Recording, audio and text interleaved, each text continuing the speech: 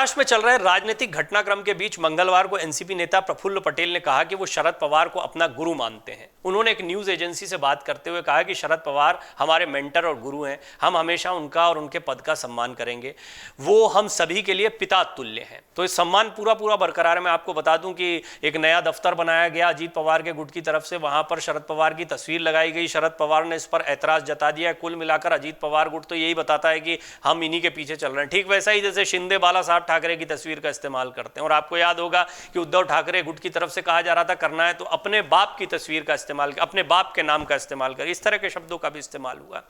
तो कुल मिलाकर ये चेहरों की लड़ाई है। जैसे शिवसेना के लिए बाला साहब ठाकरे का चेहरा है, वैसे एनसीपी के लिए शरद पवार का चेहरा है। बाला साहब तो है नहीं, उनके उत्तराधिकारी के तौर पर उद्धव ठाकरे थे, उनकी लड़ाई। लेकिन यहां एनसीपी के लिहाज से तो आज शरद पवार मौजूद हैं, एक्टिव पॉलिटिक्स में है, राजनीति कर रहे हैं, विपक्षी एकजुटता की कवायद में लगे हुए, तो उनकी बातों को अहमियत दी जाती है। बेशक 82 वर्ष के, बेशक बीमारियों से जूझ रहे हैं, इसके बावजूद शरद पवार ने एक भी बार ऐसा समय नहीं दिखाया कि वो कोई रिटायरमेंट की मुद्रा में चले गए। यहां तक कि जब उन्होंने इस्तीफा दिया तो जबरदस्त विद्रोह उनकी अपनी पार्टी में देखने को मिला और उनको अपना इस्तीफा वापस लेना पड़ा। कुल मिलाकर स्थितियां वैसी नहीं है जैसी शिंदे गुट के लिए शिवसेना में थी। यहां पर स्थितियां इसलिए गड़बड़ाती हैं क्योंकि अभी एक्टिव पॉलिटिक्स में शरद पवार हैं, जिन्होंने एनसीपी को बनाया है, जो एनसीपी की जड़ है। अब ये कहा जा रहा है अजीत पवार गुट की तरफ से, और उनको छगन भुजबल हैं, प्रफुल्ल पटेल हैं, गुरु कह रहे हैं, गुरु दक्षिणा दी गई है। ये कहा गया कि हम उनकी तस्वीर का इस्तेमाल अनादर के लिए नहीं कर रहे हैं, बल्कि हम उनके प्रति अपनी श्रद्धा दिखा रहे हैं। 2022 में जब एकनाथ शिंदे 40 विधायकों को सूरत और गुवाहाटी ले गए थे तो ये निश्चित था कि एमवीए सरकार गिर जाएगी। परिणाम स्वरूप उस समय एनसीपी के 51 विधायक थे जिन्होंने स्पष्ट रूप से महसूस किया कि हमें सरकार का हिस्सा बनना चाहिए। ये प्रफुल्ल पटेल सारी बातें अब बता रहे हैं। हमारे कोई वैचारिक मतभेद नहीं है। अगर हम शिवसेना के साथ हो सकते हैं तो हम निश्चित रूप से भाजपा के साथ भी जा सकते हैं। इसके अलावा छगन भुजबल भी कह चुके हैं कि हमने गुरु पूर्णिमा पर अपने गुरु को गुरु दक्षिणा दी है। यह सही निर्णय है जो एनसीपी को पहले ले लेना चाहिए था। एनसीपी ने अब निर्णय लिया है। यानी छगन भुजबल, प्रफुल्ल पटेल तो खुलकर यह बात स्पष्टता कह रहे हैं। अब इसमें राज ठाकरे के उस बयान को जोड़ लीजिए, थोड़ा सा तड़का देता है कि ये सब जो है शरद पवार जी के कहने पर हो रहा है। ये बात सही है। छगन भुजबल, प्रफुल्ल पटेल बगावत करके, अजीत पवार बगावत करके खड़े हो जाएंगे। अजीत पवार की नाराजगियां अपनी जगह ठीक हो सकती हैं, लेकिन इतनी बड़ी बगावत हो जाए शरद पवार जी को पता ना लगे, ये भी एक बड़ा प्रश्न चिन्ह खड़ा हो रहा है। लेकिन जिस तरीके से शरद पवार लड़ते दिखाई दे रहे हैं, जिस तरीके से अपनी पार्टी को बचाने की कोशिश कर रहे हैं, उन प्रयासों को भी नजरअंदाज नहीं किया जा सकता। इसको सिर्फ एक ड्रामा नहीं कहा जा सकता, जैसा कि राज ठाकरे कह रहे हैं। ये राज ठाकरे ने कहा है और देखिए इसकी चर्चाएं बहुत हो रही हैं, इसलिए इस बात को मैंने यहां पर रख दिया।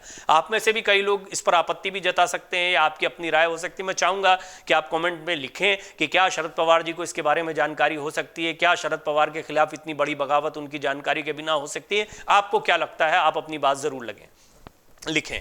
अब मैं आपको यह भी बता दूं कि प्रफुल्ल पटेल, छगन भुजबल, अजीत पवार गुट के नेता जो हैं वो गुरु अभी भी मान रहे हैं, गुरु दक्षिणा देने की बात कर रहे हैं। एनसीपी नेता दावा करते हैं कि उनके साथ 40 से ज्यादा विधायक हैं। हालांकि उन्होंने आगे कामना की कि राजनीति पारिवारिक रिश्ते के आड़े नहीं आए और शरद पवार के साथ उनका रिश्ता वैसे ही बना रहे।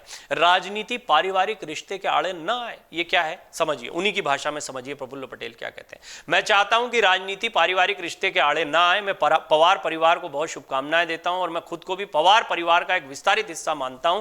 हम केवल शरद पवार से इसे स्वीकार करने की अपील कर सकते हैं। वो जो सबसे अच्छा समझते हैं उसके अनुसार अपना निर्णय ले सकते हैं। देर रात अजीत पवार से भी मिलने पहुंचे पटेल।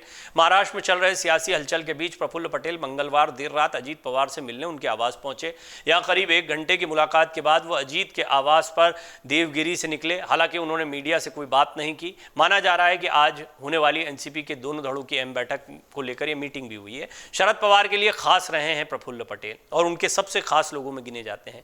रविवार को जब प्रफुल्ल पटेल से पूछा गया कि क्या एकनाथ शिंदे, देवेंद्र फडणवीस महाराष्ट्र सरकार में शामिल होने वाले एनसीपी नेताओं पर प्रवर्तन निदेशालय का कोई दबाव था, तो ईडी का कोई दबाव था, तो उन्होंने कहा कि किसी पर कहीं से कोई दबाव नहीं।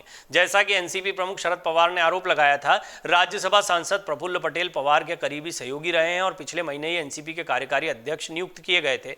वो पवार के साथ कांग्रेस के नेतृत्व वाली यूपीए सरकार में मंत्री थे। 2 जुलाई को एनसीपी में ये बगावत हुई।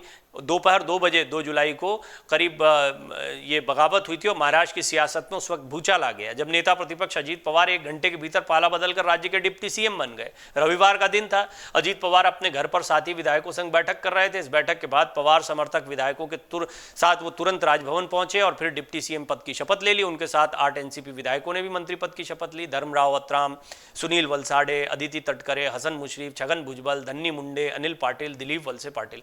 अब इस सबके बीच में प्रफुल्ल पटेल ने बड़ी बात कही है। प्रफुल्ल पटेल ने गुरु कहा, गुरु दक्षिणा देने की बात छगन भुजबल कह रहे हैं, पारिवारिक रिश्ते कभी खराब नहीं होंगे। उनसे ईडी पर भी सवाल पूछ लिया गया, बार बार सवाल खड़ा किया जा रहा है। और आपको याद होगा कि ये अब शरद पवार खेमे की तरफ से, उद्धव ठाकरे खेमे की तरफ से लगातार कहा जा रहा है कि ईडी की तलवार लटक रही थी, इन लोगों के खिलाफ मामले थे, इसके दबाव में वो आ गए। तो पत्रकारों ने सवाल भी पूछ लिया प्रफुल्ल पटेल से, उन्होंने इस चीज़ को खारिज कर दिया। इस पर बहुत लंबी डिस्कशन नहीं हुई, बस एक सिरे में खारिज कर दिया है। तो एक बहुत बड़ा सवाल है। तो प्रफुल्ल पटेल क्यों गए हैं, ये तो एक बड़ा सवाल बना रहेगा। इस सवाल का एक छोटा सा जवाब मैं आपको देना चाहूँगा, क्योंकि एक कयास ये भी लग रहे हैं, प्रफुल्ल पटेल तो मंत्री बने नहीं है, प्रफुल्ल पटेल वैसे भी जो है वो केंद्र की राजनीति का चेहरा रहे। तो ऐसा माना जा रहा है कि क्या अगले प्रधानमंत्री मोदी के मंत्रिमंडल विस्तार में एनसीपी के इस खेमे को भी जगह मिलेगी, और उसको जगह मिलती है तो पहले से केंद्र में मंत्री रह चुके प्रफुल्ल पटेल को एक बार फिर कोई मौका मिल सकता है। ये देखने वाली बात होगी।